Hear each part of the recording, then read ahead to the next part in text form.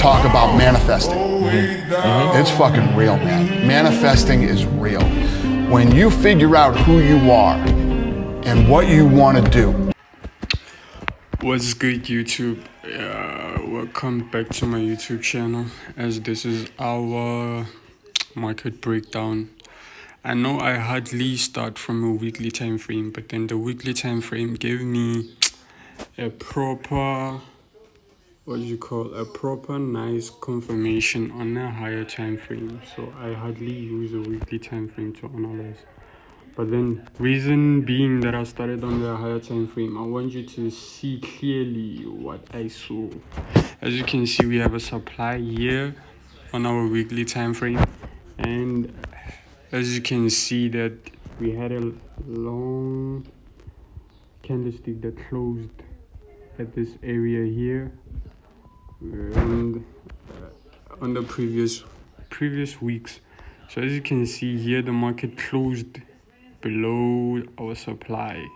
It triggered the supply, and then the candlesticks that closed shows bearish movements to the downside, even though overall it's bullish. But then the market has to deliver. Whatever happened on the left hand side has to happen on the right hand side. So meaning, what I mean is that the market has to probably drop until wherever, even if it's here to take out this low here. So still, let's just go down. Yeah, overall it's a bullish market. As you can see, it's a bullish market. The selling might be a correction to the downside or whatever. I'm not predicting, or I'm not saying it's gonna be selling long term, but then I'm just analyzing what I see. Let's go to our daily time frame. As you can see, the daily time frame confirms that we might be correct. So far, so good. Let's adjust our supply. And then, as you can see, we're still seeing a bearish movement to the downside. Let's just mark areas of possible targets, even though we're still on the daily. And then after that, what do? We check what's gonna be happening. So far, you see that the Usdjpy closed below our supply area. Yeah, so far it's giving selling momentum to the downside. And then let's go to our H4. When we get to our H4, we will clarify our setup. What do? We just check. We're still correct. We're still going with that bearish movement preparation for the session. As you can see that we had sorry about that.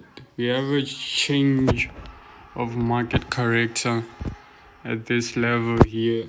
Let me just highlight it. At this area here, we had change of market character, meaning the market is showing us possible change of its direction from the bullish side to the bearish side.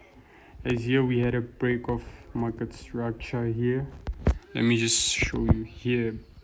Break of market structure to the upside. Here we had change of market character, and then as you can see, for me to get confirmations, even though we are on the 4-hour time frame, if I had missed the main entry point, which is the first high here, this one here or here or here, I would wait for a fair value gap, the market to fill in the gap, and then come to mitigate this fair value gap breaker. We say it's a FVG breaker in small terms, so I'm not using big terms. It's simple to understand it. So after that, I waited I would have waited for the market to come and mitigate this area here. You might call it an order block or a supply area. For me to probably take this trade, it would have been different in such a way. I would have waited for the market to come here and mitigate this area, or touch this area in simple terms, and then give us a impulse and then a correction. Immediately at this correction, I would wait for a confirmation of a closing for our candlestick. But then let's go to a lower time frame to see. But it's a very clear setup. Sorry about that. My network is giving me a bit of problems. Yeah, okay. So as you can see, our setup is very, very clean.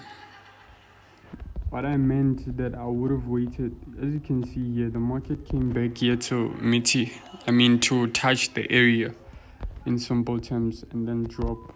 So meaning I would have had two points of interest. The first interest is this one here on the supply or the fair value gap area.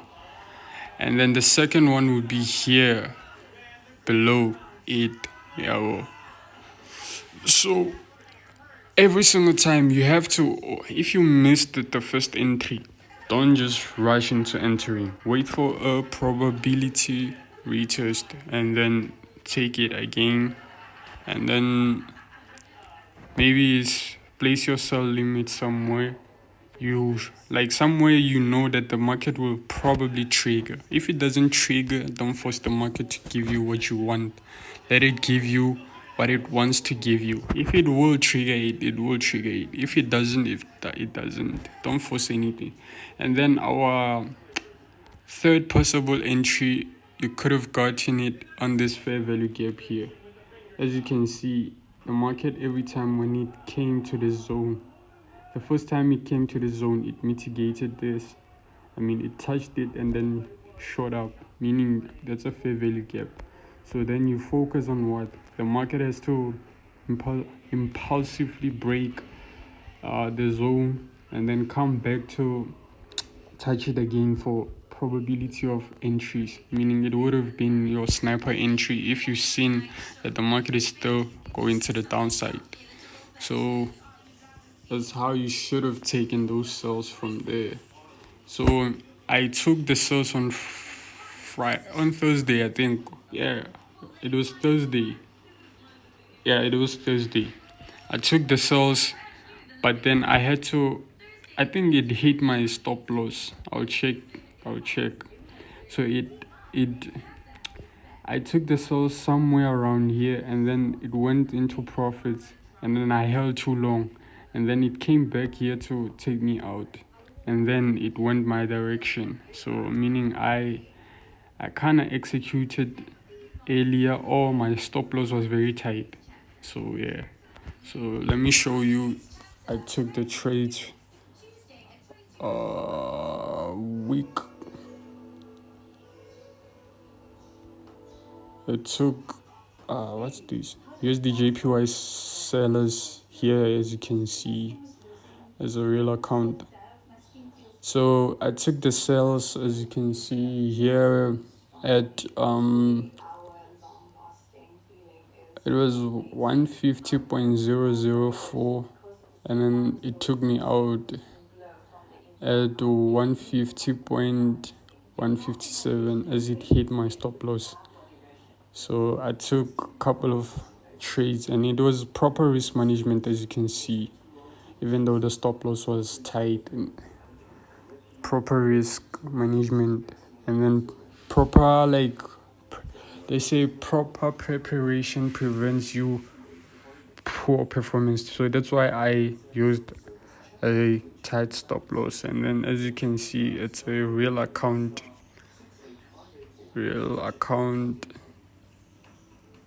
So yeah, that's all I had to say about this setup. And then probably tomorrow on Monday we will be having more sellers to the downside. As you saw, the setup is a long-term setup. So it might come to grab this liquidity area here or here. So thank you for tuning in. Don't forget to hit that like button and that subscribe button and that notification bell until I drop another video. Thank you for tuning in.